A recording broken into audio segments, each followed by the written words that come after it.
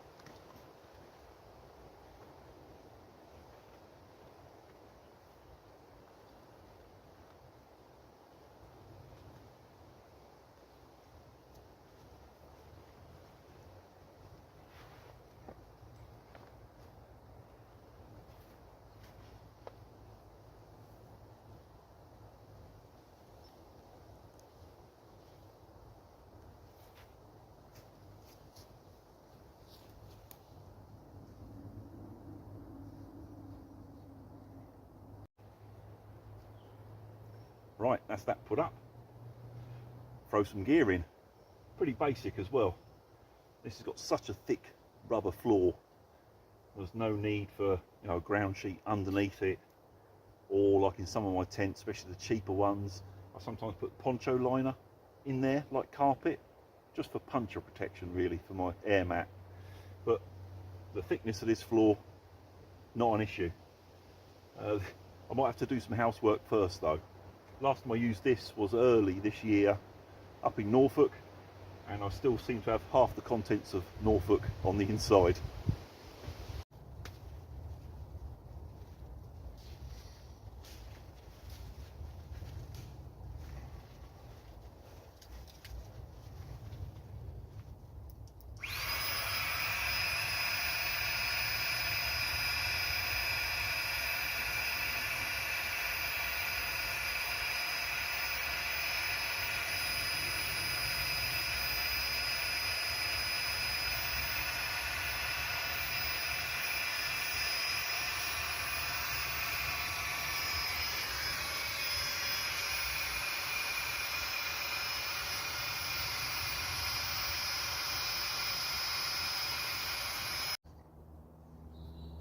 Right, that's the little Flextail gear pump.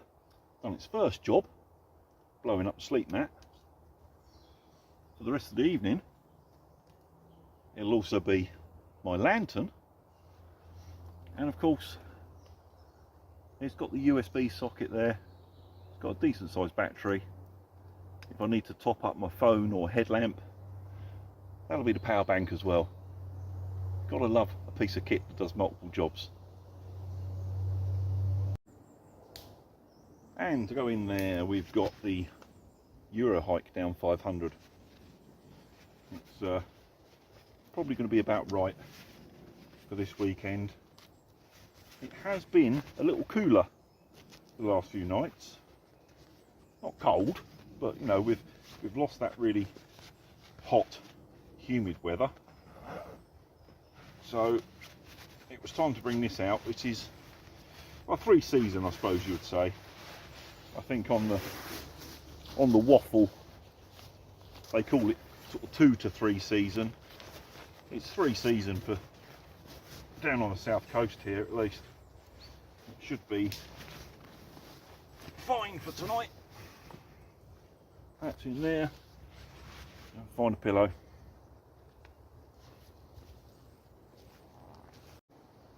Well, as you can see, I'm here with Mark today, and can you see Dingo just about there?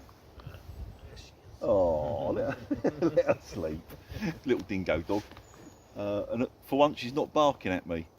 I don't know what the issue is, but as long as he's had Dingo, I've met her, well, I don't know how many times. Loads of camping. She comes into work sometimes, and she's still really nervous of me, which is really odd because most dogs really like me. We've come to the conclusion that maybe someone that looked like me was cruel to her in the past, perhaps, because she was like a rescue dog, so you don't really know the background. But yeah, I've literally sort of like stroked her head about twice, and that's only when I've caught her unawares. She'll never walk past you, will she? She'll always take a wide berth. Yeah, she walks round me. When I first, come into camp or anything like that, she barks at me still, and she knows me, which is really odd.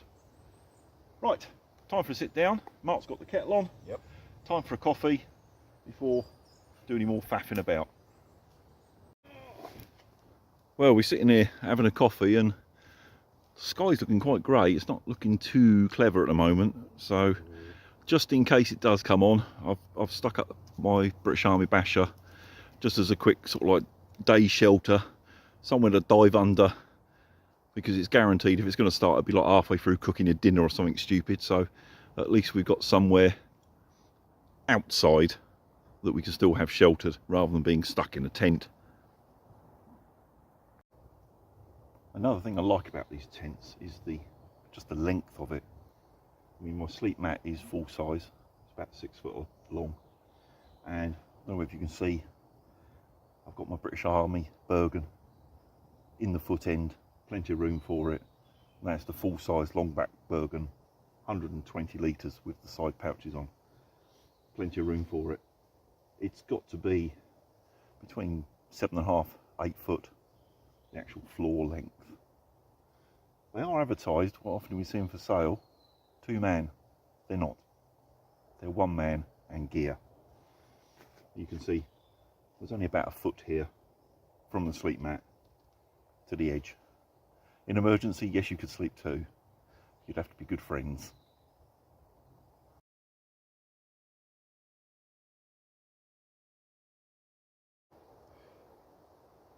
Now, just a little sort of side note. I'm sure you've seen in the news, they're on about changing the knife laws again here in the UK. And they're terming them zombie knives.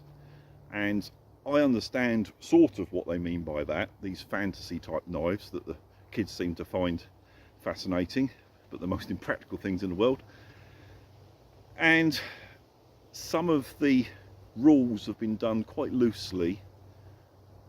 There's a possibility that more normal knives, shall we say, might get caught up with legalisation. Now, I'm not too bothered about this. I'm pretty sure that all my knives in my collection will be absolutely fine, even with the new regulations. Of course, we have the EDC rules in this country, which ban most things, let's face it.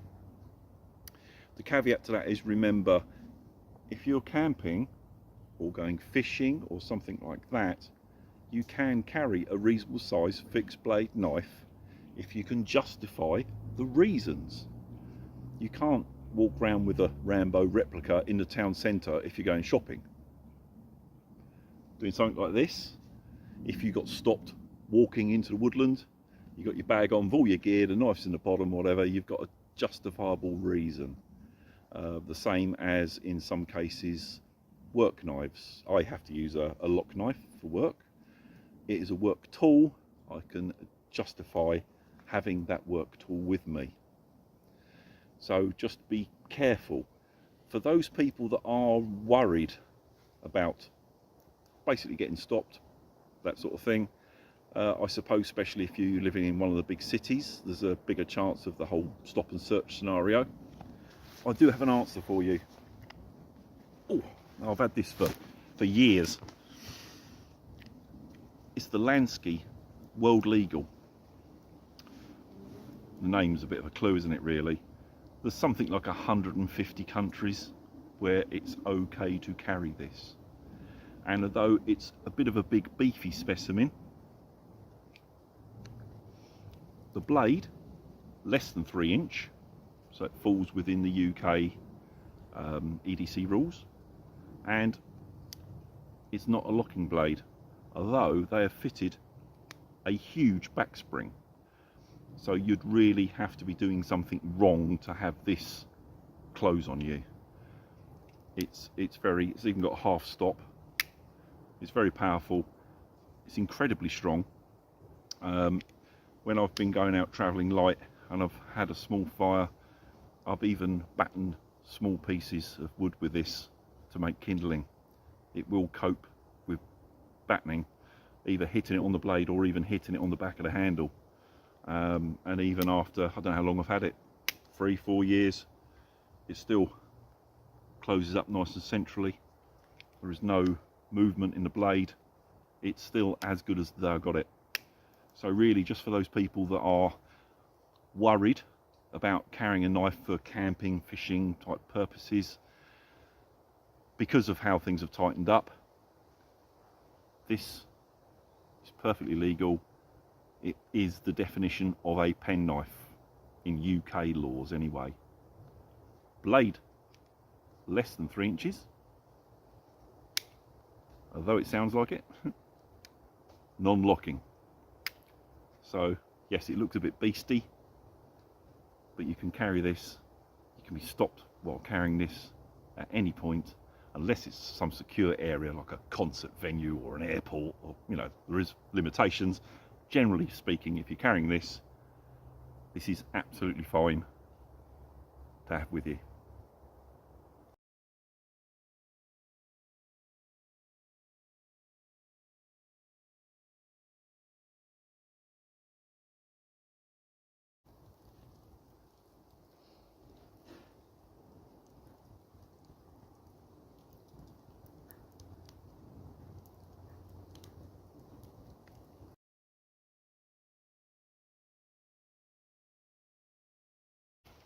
Right, well, for tonight's dinner, it was going to be beef curry and rice. But I had such a big lunch, I'm not really that hungry, but I've got to eat something. So I've got here pork sausage and beans in tomato sauce. Good old military ration. I've always got at least one of these kicking about in my bag somewhere in case I forget food or I want a bit more or whatever. So yeah, this will do. It's I'm more likely to eat that. If I make the curry, I'm going to waste half of it. So that's going to be dinner. That's going nice now. That's not enough. Yep. Oh yes.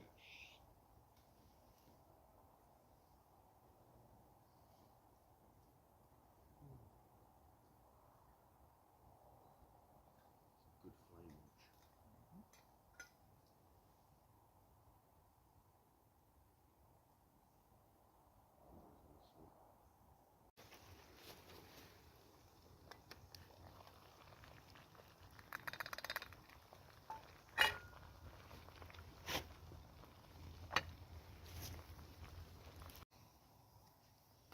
I'm going to light the smoke.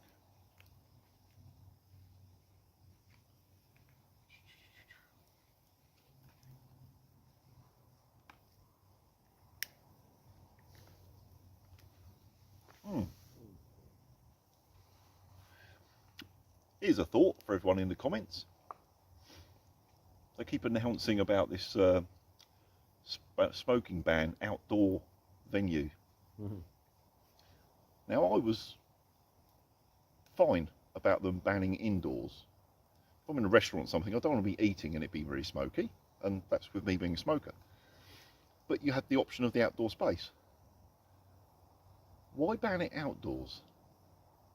I know they're trying to make us all super healthy, but if they stop smoking altogether, how much tax are they going to lose?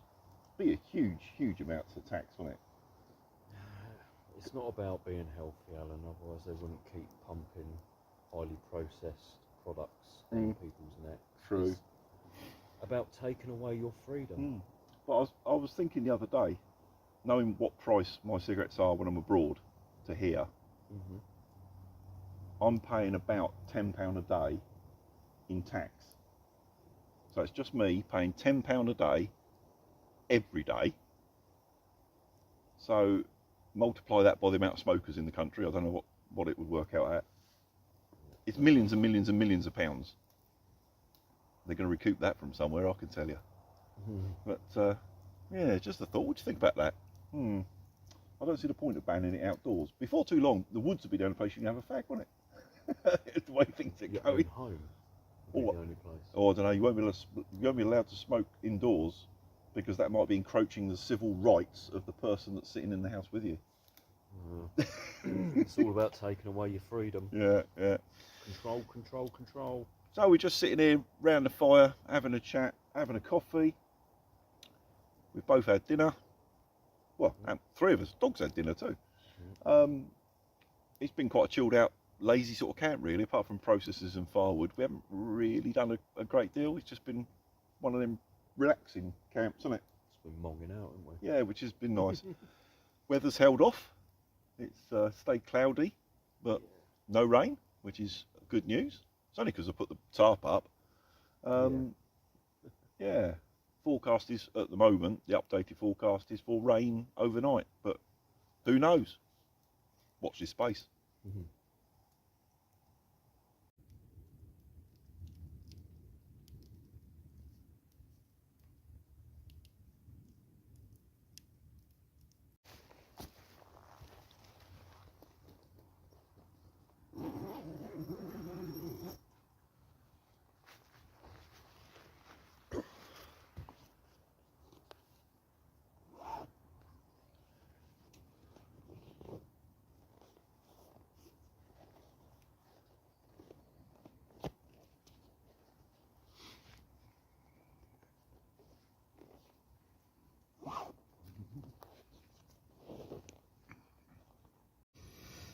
Well, that's me done for the evening.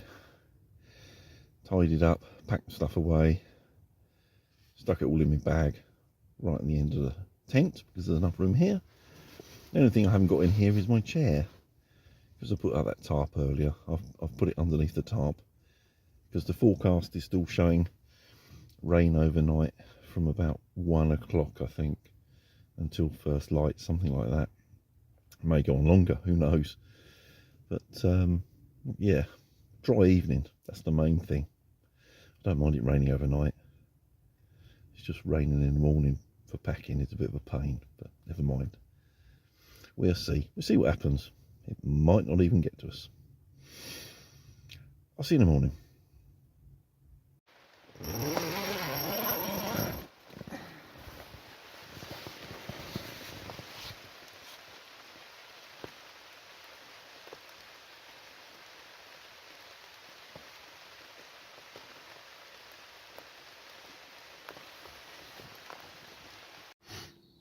Good morning. It's 7:30, just gone. It rained on and off most of the night. According to the forecast, it started about 1 and went on till about 6, I think. Bone dry in here. Even the famous zips in the corner. No puddles. Because you leave the zips out. Don't be tempted to tuck them in through the hole. I was really warm, really cosy, had a really good sleep. Now, it's time for coffee.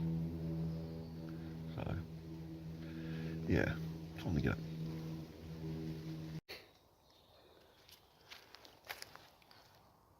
As you can see, the canvas is pretty damn wet, but not a spot came through.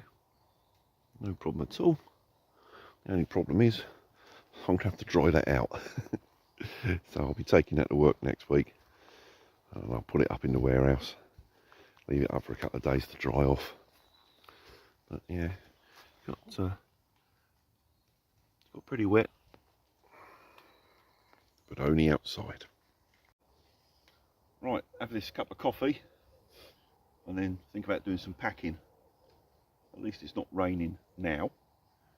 So packing won't be too much of a problem. I bloody hate packing in the wet. Or setting up in the rain. Yeah, or setting up, yeah, wet to start with.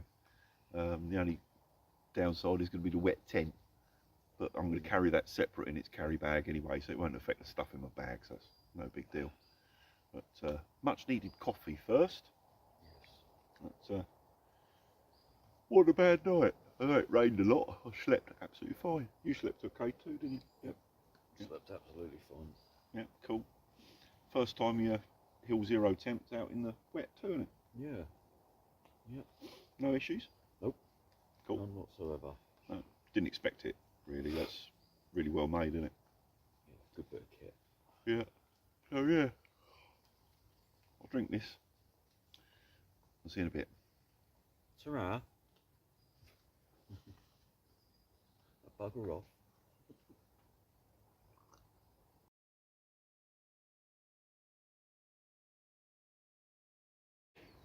Right, that's packed all my stuff from the inside. Just so I can show you we're not telling any porcupines on this channel. Climb. Right, one corner. Oh, that's shiny fabric, it's not water. Same in that corner, all dry. See, nothing where the zips meet. Opposite corners, exactly the same. Bone dry in here, just mucky from where I've been climbing in and out. A bit of the forest floor. The corner issue for leaking. If I climb out, oh, blimey.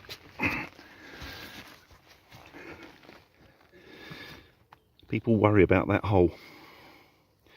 And also people tend to tuck the end of this zip inside. And the water just tracks along it like a drip line. The zips stay out like that.